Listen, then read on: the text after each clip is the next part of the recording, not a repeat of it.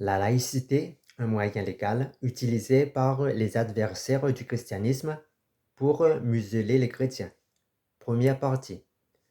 Effectivement, dans certains contextes contemporains, la laïcité qui a été conçue à l'origine comme un principe de neutralité et de liberté a été progressivement instrumentalisée pour marginaliser ou museler le christianisme, particulièrement, et d'autres expressions de foi. Cette dérive donc s'effectue souvent au nom d'une neutralité absolue qui se transforme en hostilité envers la religion elle-même, transformant ainsi la laïcité comme un principe juridique, voire même en idéologie militante. Premièrement, la question qu'on peut se poser, la laïcité est-elle un principe ou une idéologie? À l'origine, la laïcité est un cadre juridique né du besoin de séparer l'autorité spirituelle de l'autorité civile, afin de garantir à tous la liberté de conscience. La laïcité repose sur deux piliers. Il y a la séparation de l'Église et de l'État, et ensuite la neutralité de l'État vis-à-vis des convictions religieuses. Or, ce principe saint a souvent dérivé vers ce que certains penseurs appellent le laïcisme, c'est-à-dire une idéologie qui cherche non pas à séparer le religieux du politique, mais à effacer toute manifestation religieuse de l'espace public, et en particulier chrétienne. Dans sa forme extrême, le laïcisme devient un outil coercitif par lequel l'État s'arroge le droit de définir ce qui est acceptable ou non dans la sphère publique, marginalisant de fait les expressions de foi jugées trop visibles ou rétrogrades. Deuxièmement, l'hostilité envers le christianisme dans la pensée moderne nous enseigne que l'étude de la laïcité et du christianisme, publiée des universitaires, entre autres celle de Louvain, nous montre qu'une partie du mouvement laïque moderne repose sur une philosophie du libre examen qui rejette toute transcendance. Autrement dit, la foi révélée par l'Évangile est perçue comme irrationnelle et incompatible avec la liberté individuelle. Ainsi, pour de nombreux courants laïques, le christianisme est l'adversaire naturel du rationalisme moderne parce que l'Évangile, la parole de Dieu, revendique une vérité absolue et un Dieu personnel. Dans cette logique, l'Église en général est vue comme un ennemi en puissance dont il faut se libérer. Par exemple, certains penseurs laïques, notamment marxistes, voient en Dieu l'expression de l'impuissance humaine devant la nature et considèrent que la religion alimente l'intolérance et la soumission. Cette vision matérialiste et antithéiste alimente une politique de neutralisation des institutions religieuses en supprimant certains financements concernant des cultes et aussi la disparition des cours de religion dans les écoles publiques et le refus de toute visibilité publique du christianisme. Le glissement de la neutralité de la laïcité vers l'exclusion, cela est dû à l'usage politique qui en a été fait. Par exemple, la ligne des droits et libertés du Québec souligne que la laïcité a parfois été transformée en instrument d'exclusion et de domination culturelle. Sous couvert de neutralité, certains gouvernements ont promu des lois discriminatoires limitant la liberté d'expression religieuse, comme par exemple l'interdiction des signes religieux ou des prières dans l'espace public. Ce phénomène se manifeste aussi en Europe, où la laïcité est utilisée pour restreindre les symboles chrétiens. Par exemple, la croix, les crèches, les fêtes religieuses, ou la tentative de la suppression de certains jours fériés liés à ces fêtes religieuses, tout en prétendant bien sûr défendre l'égalité des citoyens. Un athée a le droit d'exprimer son athéisme dans l'espace public ou à l'école, mais le religieux, non. Où est l'égalité des citoyens ici? Si on interdit le chrétien d'exprimer sa foi publiquement, on devrait aussi imposer aux athées ces mêmes interdictions. car un athée, c'est aussi un religieux, qui affirme avec foi et conviction que Dieu n'existe pas. Il croit aussi à un dogme, celui de l'athéisme. Autrement dit, cette instrumentalisation de la laïcité introduit une contradiction essentielle. Au lieu de protéger la liberté de conscience, la laïcité devient une arme pour restreindre la foi d'une religion, par exemple le christianisme. Et elle est aussi une arme utilisée par d'autres religions pour restreindre la religion dominante et historique, afin de pouvoir se propager et s'étendre à son tour. Certaines religions utilisent la laïcité pour empêcher les critiques à son encontre.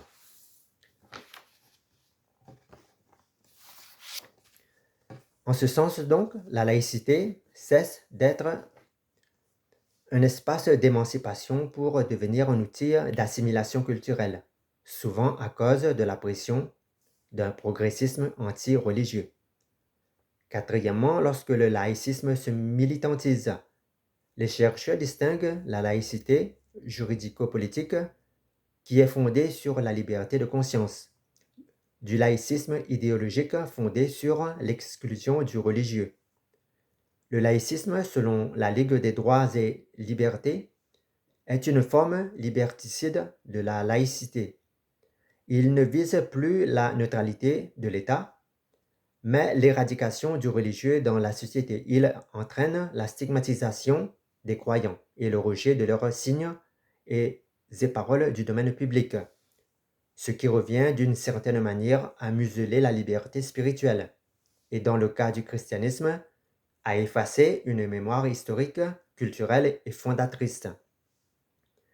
Cinquièmement, on relève un paradoxe fondamental de la dérive de la laïcité concernant le christianisme, à savoir, historiquement, au travers de l'Évangile, par les paroles même de Jésus, le christianisme fait la distinction entre César et Dieu, qui est, selon la Bible, le fondement même de la laïcité.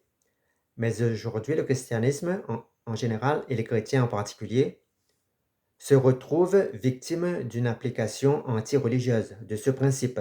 Autrement dit, la laïcité ne devrait pas être une arme contre la foi, mais un cadre bien défini pour la coexistence des convictions, au nom de quel principe certaines convictions sont librement acceptées dans l'espace public, par exemple le relativisme, l'athéisme, le rationalisme, et d'autres sont interdits, par exemple ceux qui sont de l'ordre de la croyance religieuse.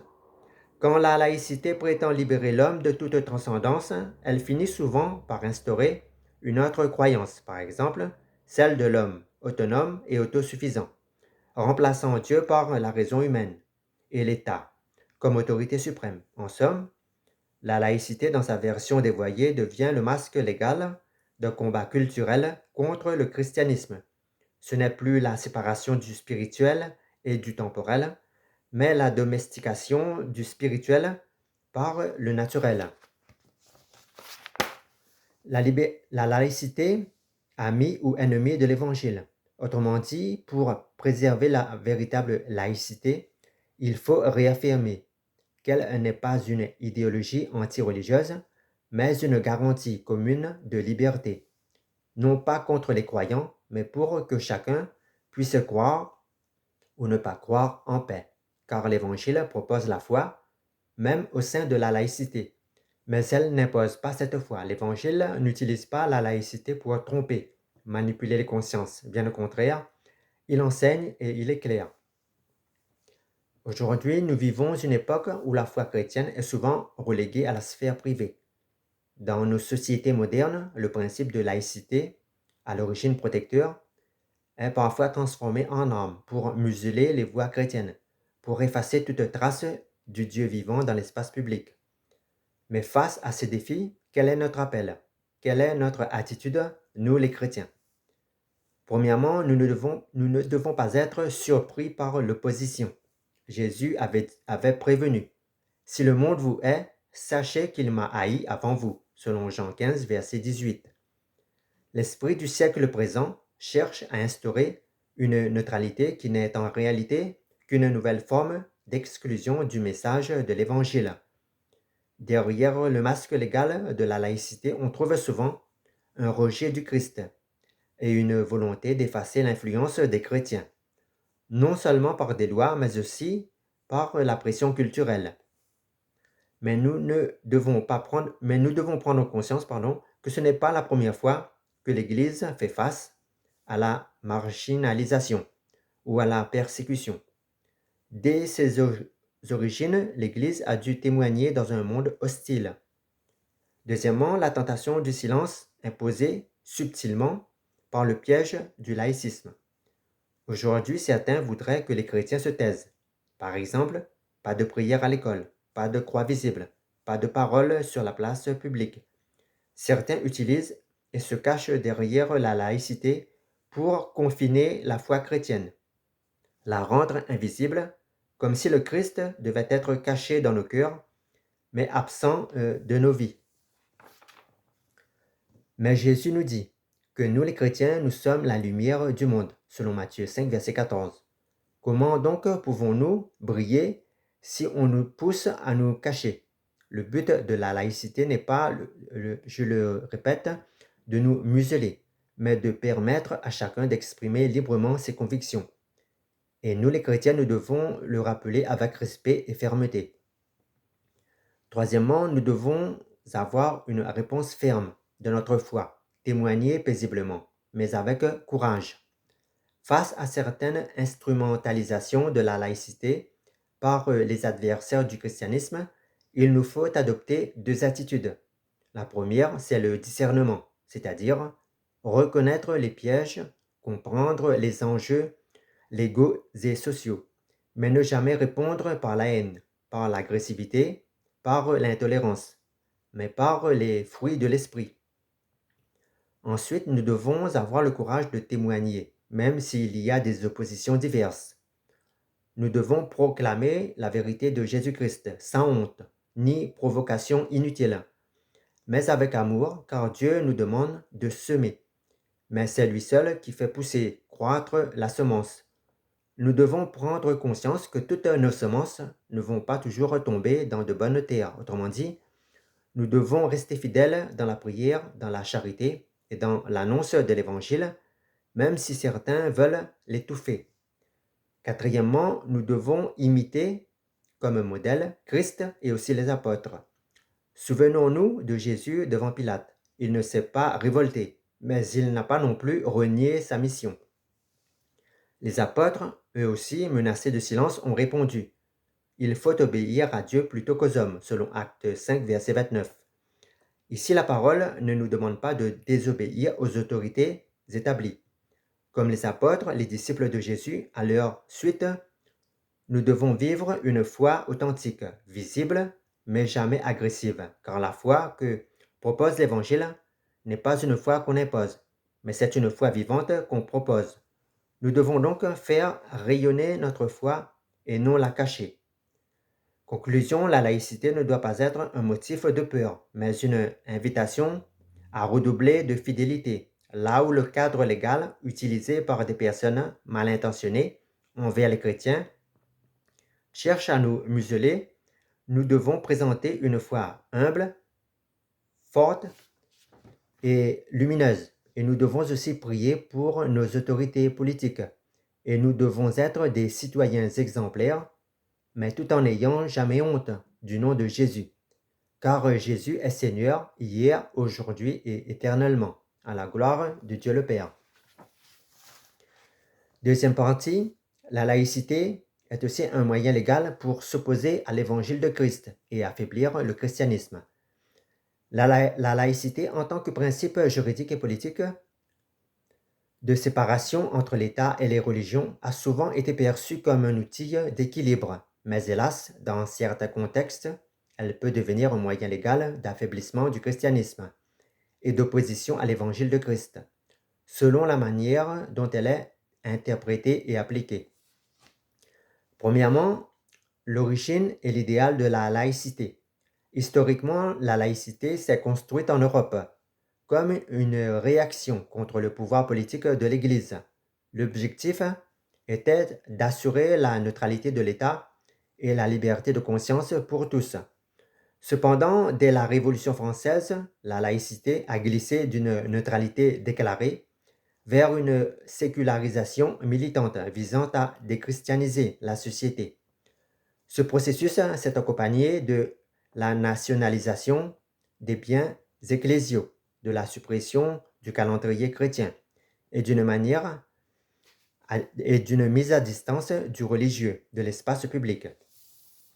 Deuxièmement, la laïcité a adopté une posture pour rejeter le surnaturel. Philosophiquement, la laïcité moderne repose sur le libre examen, c'est l'idée que toute vérité doit passer par la raison humaine et l'expérience scientifique.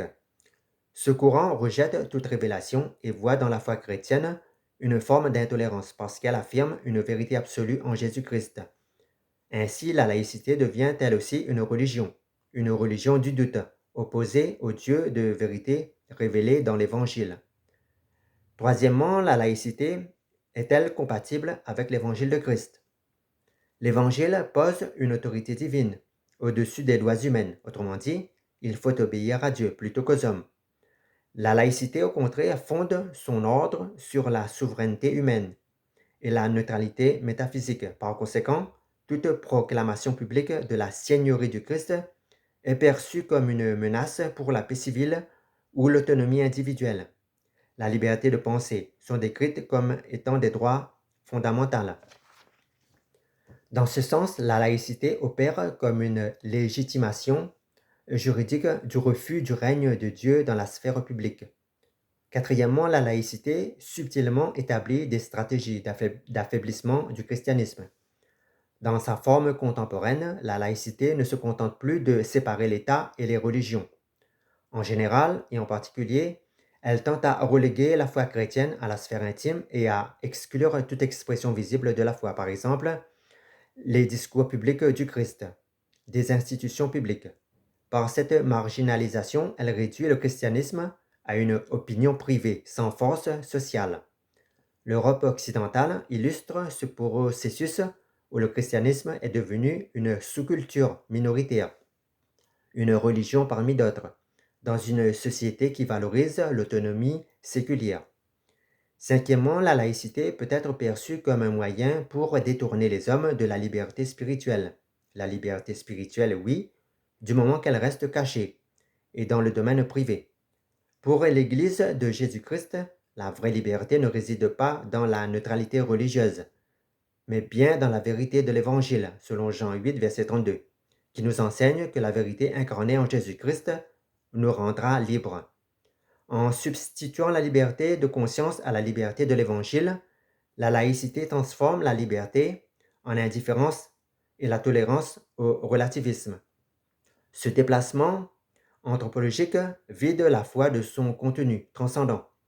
Autrement dit, l'homme devient sa propre loi et Dieu perd toute influence sur la construction du bien commun. Conclusion, la laïcité est une arme à double tranchant. En résumé, la laïcité peut être un cadre pacifique pour la coexistence des croyances, mais lorsqu'elle se fonde sur le rejet du divin, elle devient effectivement une arme légale contre l'Évangile. Elle neutralise le Christ dans la cité pour ne tolérer qu'une religion sans pouvoir, sans voix et sans autorité. Ce paradoxe fait de la laïcité moderne non pas seulement une séparation, mais un système anti-théologique, c'est-à-dire un ordre social où l'homme se déclare libre de Dieu et où la croix doit être effacée de la place publique pour protéger cette liberté contre la vérité même qui la fonda. Donc la question qu'on peut se poser, la laïcité, c'est un défi ou une opportunité pour l'évangile de Christ. La laïcité est une réalité qui façonne beaucoup de sociétés en Occident. Beaucoup y voient une barrière, un moyen légal d'affaiblir l'impact du christianisme dans notre société et par extension, étouffer la proclamation de Christ. Mais l'Évangile nous invite à regarder la réalité non pas avec peur, mais avec discernement et foi.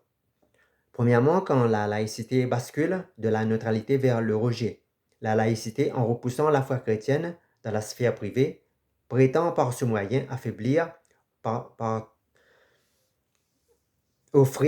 la liberté d'expression à tous. Mais en pratique, elle peut devenir un outil pour exclure Jésus-Christ du débat public. La laïcité fait de l'homme la mesure de toute chose et oppose à la vérité de l'Évangile une liberté sans Dieu. Deuxièmement, l'Évangile et la croix sont incompatibles avec l'indifférence. Le message de Christ est un appel à la vérité, à la lumière, à l'amour engageant.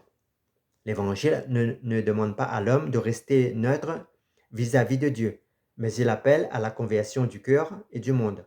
La conversion implique un choix, l'adhésion ou l'exclusion, mais sûrement pas la neutralité.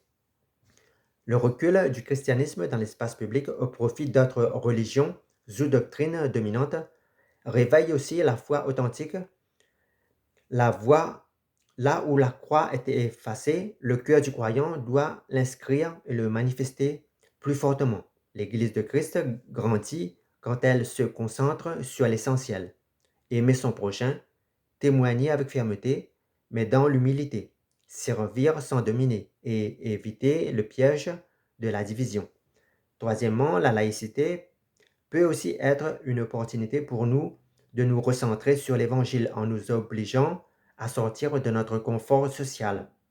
La laïcité, en s'opposant à nous, réveille en nous, les croyants, un désir ardent à revenir à l'essence même de notre foi, c'est-à-dire être le sel de la terre et la lumière de Christ dans le monde. Notre témoignage devient alors non la revendication d'un pouvoir, mais la manifestation d'un amour inconditionnel et d'une vérité qui libère. Christ n'a pas promis aux chrétiens un règne sans opposition, mais il a promis la présence et la victoire de la vérité malgré les barrières humaines. Autrement dit, la laïcité peut dans certaines situations affaiblir le christianisme institutionnel, entraver l'action des chrétiens dans la société et dans la sphère publique, mais elle ne peut vaincre l'évangile du Christ, vivant dans nos cœurs. L'évangile n'est pas une loi humaine, c'est un mode de vie spirituel gouverné par la loi de l'esprit de vie. La parole de Christ ne peut être liée, selon Jean 1, verset 5. La lumière brille dans les ténèbres et les ténèbres ne l'ont pas accueillie. Les ténèbres sont des hommes qui sont privés de Christ, privés de sa lumière, qui n'ont pas Christ dans leur cœur. Les ténèbres aussi sont des hommes qui ont comme Seigneur et Maître quelqu'un d'autre qui n'est ni la lumière véritable, ni la vérité absolue. Donc nous les croyants honorons le nom de Jésus par notre témoignage, par notre attitude envers notre prochain. Honorons l'Évangile non par la force des lois humaines, mais confions-nous dans la puissance du Saint-Esprit.